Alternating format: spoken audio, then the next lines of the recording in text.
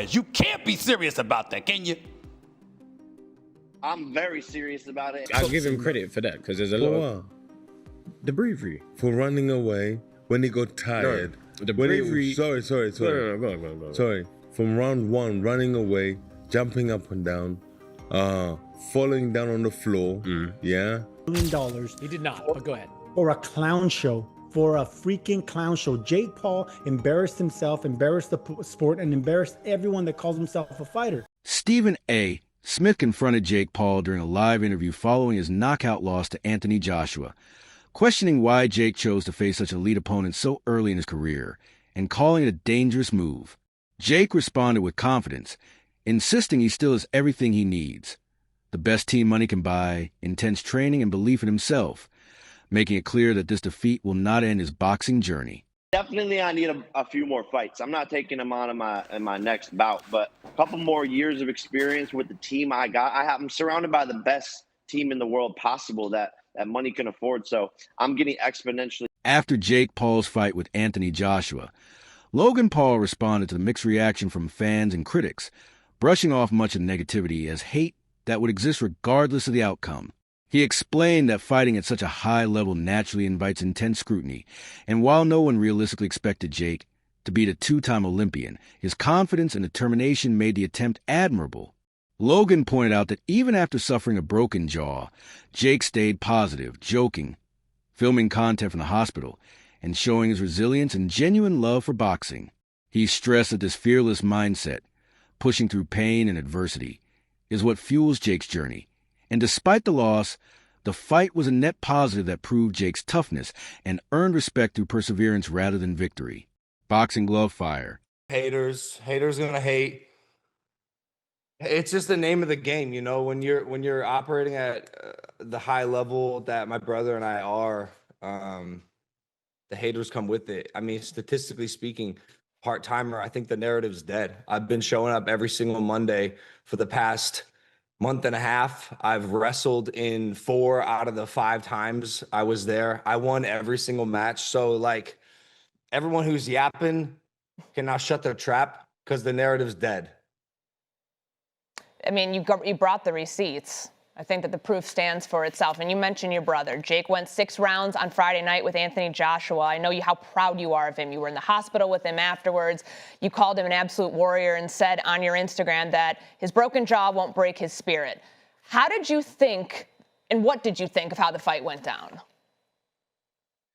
So from strictly a logical point of view, I actually think it went down exactly as it was supposed to.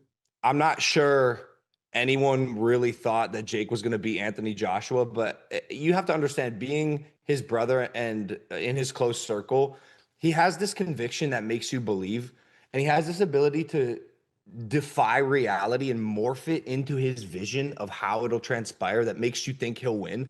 However, like this was my opinion, this was a logical conclusion to the fight. The 2-time Olympian broke the influencer boxer's jaw. Like, okay, you know, we could have wrote it in a story and it would have made sense. That said, I think he did amazing.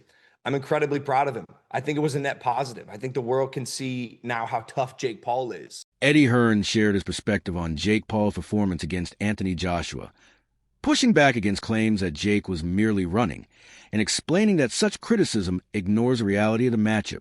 From the outset, it was obvious that Jake had virtually no chance of beating a fighter of Joshua's elite level. So survival became the real goal. Hearn noted that the true test was how long Jake could last, and by going full 6 rounds, he exceeded nearly everyone's expectations. Many believed he wouldn't survive more than a few minutes, yet he showed impressive resilience by withstanding the power, skill, and pressure of a top-tier heavyweight. While Jake wasn't competitive in the traditional sense, Hearn emphasized that enduring 6 rounds under those conditions is a significant achievement, highlighting Jake's toughness, mental strength, and ability to handle extreme adversity despite the loss. Jake was running and Jake was held. But listen, I mean, at the end of the day, Jake had one job, and that was to try and survive. I mean, he was never, ever going to win the fight, ever, ever.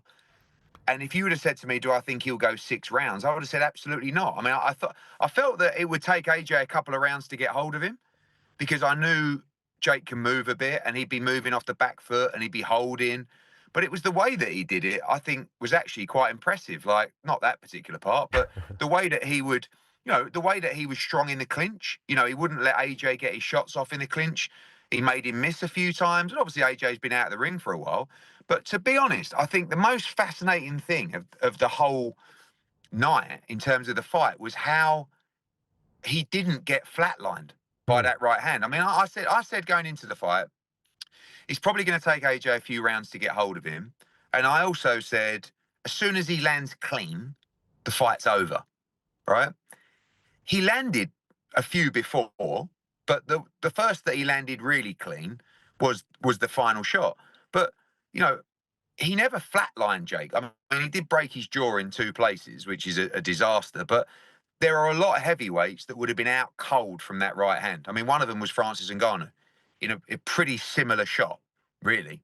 Do you know what I mean? So I actually give Jake unbelievable credit for doing it in the first place, but his performance as well. I mean, I stand by the fact that I think he's just a decent cruiserweight, but like, he did go in with Anthony Joshua, and look, the world is full of criticism and opinions and negativity.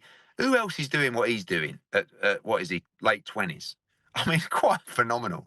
I mean, the guy's a complete madman. I'm watching him come out to that ring walk, and he's just a... Stephen A. Smith went on to say that Jake Paul cannot hide behind his YouTuber background when stepping into the ring with a truly elite fighter like Anthony Joshua. He argued that if Jake still sees himself mainly as a content creator, then he has no business facing top-level boxers, stressing that high-stakes fights demand full professional commitment, respect for the sport, and acceptance of its elite standards rather than relying on fame or crossover appeal.